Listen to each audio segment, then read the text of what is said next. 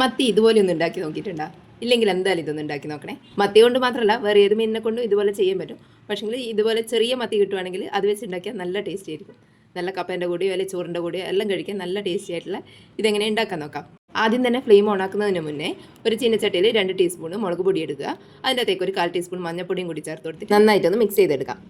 ഇതുപോലെ നന്നായിട്ട് മിക്സ് ചെയ്തതിന് ശേഷം ഫ്ലെയിം ഓൺ ആക്കി കൊടുക്കുക.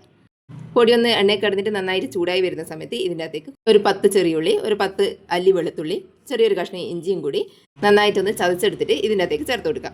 ഉള്ളിയെല്ലാം നന്നായിട്ട് വാടി വരുന്നവരെ ഒന്ന് വഴറ്റി കൊടുക്കുക. അതിനുശേഷം ആവശ്യത്തിന് ഉപ്പ് ചേർത്ത് കൊടുക്കുക. അതിൻ്റെ കൂടെ തന്നെ കുറച്ച് കറിവേപ്പിലയും ചേർത്ത് കൊടുക്കുക. കുറച്ച് ചതച്ച മുളക് കൂടി ചേർത്ത് കൊടുക്കുക. ഇനി നന്നായിട്ട് ഇതൊന്ന് മിക്സ് ചെയ്തെടുത്തതിന് ശേഷം ഇതിൻ്റെ അകത്തേക്ക് കുരുമുളക് പൊടി കൂടി ചേർത്ത് കൊടുക്കാം. ഇനി ഇതിൻ്റെ അകത്തേക്ക് കുറച്ച് വാളംപുളി പിഴിഞ്ഞത് കൂടി ഒഴിച്ചു കൊടുത്തിട്ട് നന്നായിട്ടൊന്ന് തിളപ്പിച്ചെടുക്കാം. ഇതുപോലെ നന്നായിട്ട് തിളച്ച് വരുന്ന സമയത്ത് ഇതിൻ്റെ അകത്തേക്ക് നമ്മൾ കഴുകി വൃത്തിയാക്കി വെച്ചിട്ടുള്ള മത്തി കഷ്ണങ്ങൾ ചേർത്ത് കൊടുക്കാം. ഇനി ഇതൊരു സ്പൂൺ വെച്ചിട്ട് ഒന്ന് പ്രസ് ചെയ്ത് കൊടുത്തു കഴിഞ്ഞാൽ അടിയിലത്തെ മസാലയെല്ലാം ഒന്ന് മത്തിയിൽ മുഴുവനായിട്ട് കോട്ട് ചെയ്തിട്ട് വരും. ഒരു ഭാഗം ഏകദേശം ഒന്ന് വെന്ത് കഴിയുമ്പോൾ ഒന്ന് മറിച്ചിട്ട് കൊടുക്കുക. മുഴുവനും മറിച്ചിട്ടിട്ട് കുറച്ച് സമയം വെച്ചതിന് ശേഷം ഒന്നുകൂടി തിരിച്ചിട്ട് കൊടുക്കുക. ഇതുപോലെ നന്നായിട്ട് വറ്റി വരുന്നവരെ ലോ ഫ്ലെയിമിൽ വെച്ച് കൊടുക്കുക. ചോറിനെല്ലാം കൂട്ടാൻ നല്ല ടേസ്റ്റാണ്. എല്ലാവരും ഒന്ന് ഉണ്ടാക്കി നോക്കണേ.